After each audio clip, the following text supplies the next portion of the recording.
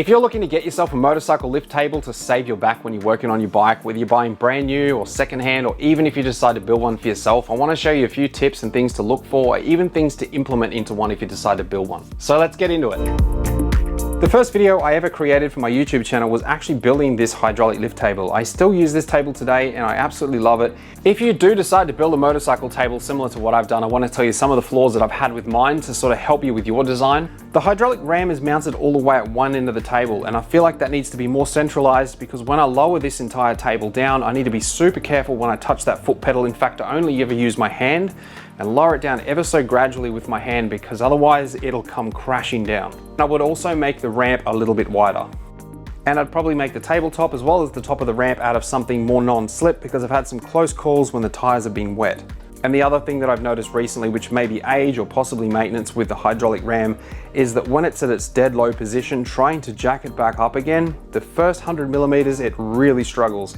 Like I said, it could just be maintenance, but I'm not too sure. It didn't do that at the beginning, but it is starting to do that now. But apart from that, I'm pretty happy with it. It has lasted 7 years, so I shouldn't complain too much. I have actually seen guys make these tables out of timber before. I've actually made a World War II design table out of timber, which I'll explain a bit further in the video. So let's quickly look at cost to build one. If you were to buy all the steel, you're probably looking a couple of $100, and then an ATV lift, which is maybe $150 to $200, and then a tabletop and some hardware, maybe $100 with some paint on that as well. So if you're to build your own, you may be around $500, depending on the location you're in and where you can get things from, whether you buy them new or secondhand. How I managed to build mine a lot cheaper was I had some old heavy duty shelving which I use. This is the last piece that I have left, just to show you, but I had to cut off every single piece of steel that was on there that I didn't need and clean off everywhere where I wanted to weld. So it is a lot more work to do it that way, but you can save yourself a bit of money, providing you can find some material that you need that's going to be right for the job.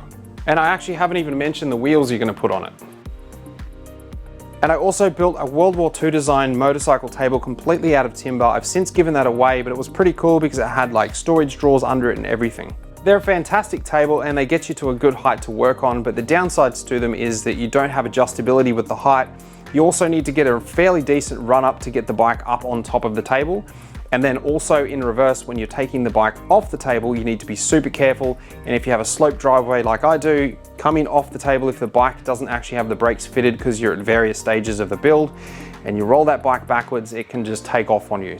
And if you're looking at getting a hydraulic foot operated table like this guy here, this one takes me 70 foot pumps to go from bottom to top. So it's a decent leg workout.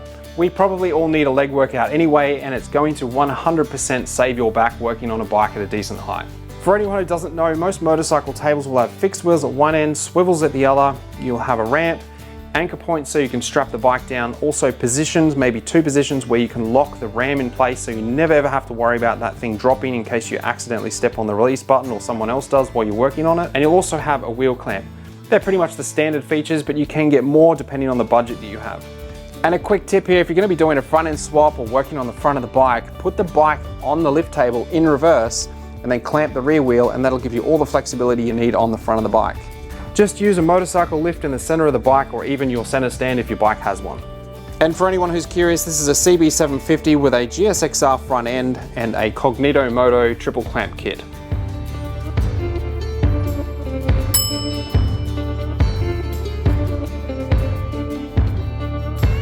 And if you're constantly moving bikes around like me, or you want to save yourself on those leg workouts to put the energy into the bike, get yourself a pneumatic lift table.